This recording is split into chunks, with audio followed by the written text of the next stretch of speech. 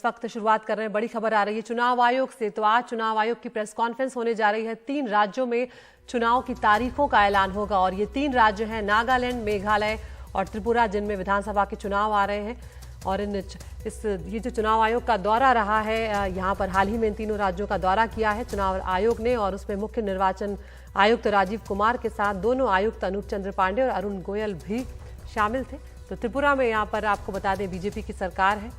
तो अब यहाँ पर सभी पार्टियों ने एक बार फिर से कमर कस ली और ये साल जो है ये चुनावी साल रहने जा रहा है।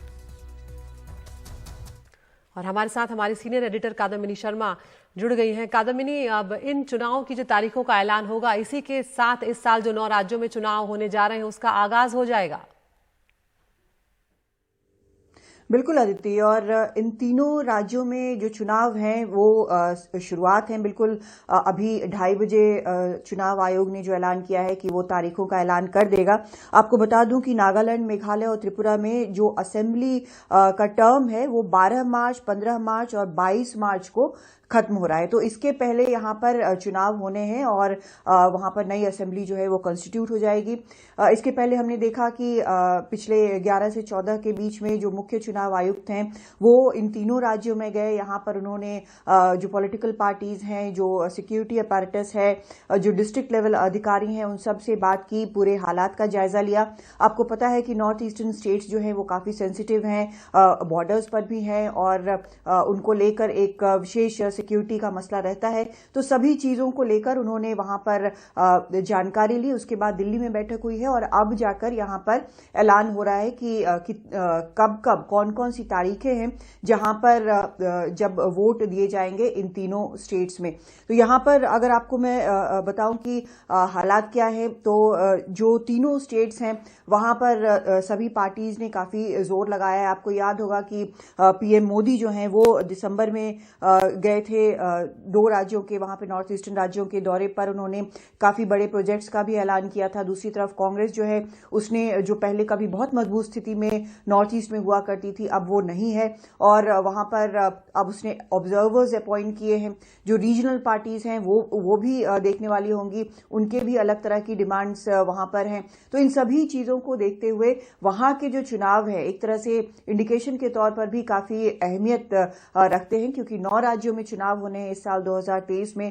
काफी अहम साल है जहां तक स्टेट्स की बात है और काफी हद तक वो दिशा जो है वो तय करेगा यहां पर राजनीति की।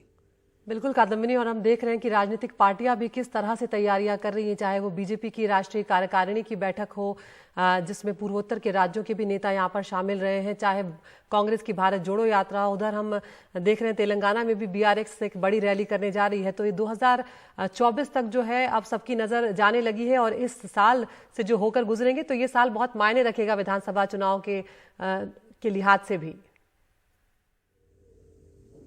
बिल्कुल बेहद मायने रखेगा और यही वजह, आप अगर जैसे त्रिपुरा की बात हम करें तो 2018 में हमने देखा था कि बीजेपी के पास 35 सीटें वहां पर आई थी और लेफ्ट जो कि पहले वहां पर रूल करती थी उसके पास सिर्फ 16 सीटें बची।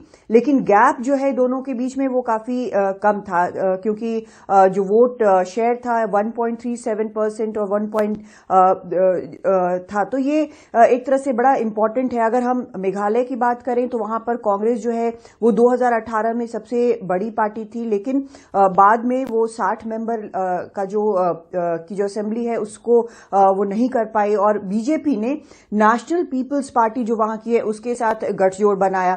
तो ये वहां पर एक अलग फैक्टर है।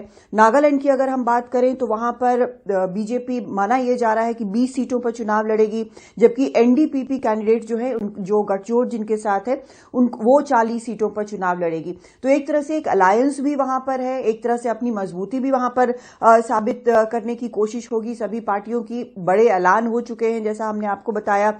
तो ये सभी चीजें एक तरह से दिखाएंगी कि वहां पर क्या कुछ किया जा सकता है, क्या वादे किए जा सकते हैं और रीजनल पार्टीज की कितनी वहां पर, जो नॉर्थ ईस्ट की पार्टीज है उनकी कितनी वहां पर चलती है। तो ये सभी चीजें बेहद अहम है। खासकर ये इसको देखना होगा इस नजरिए से कि जो स्टेट्स में चुनावों का एक सिलसिला शुरू हो रहा है उसकी ये शुरुआत है जिसकी आज तीनों स्टेट्स में तारीखों का ऐलान होगा।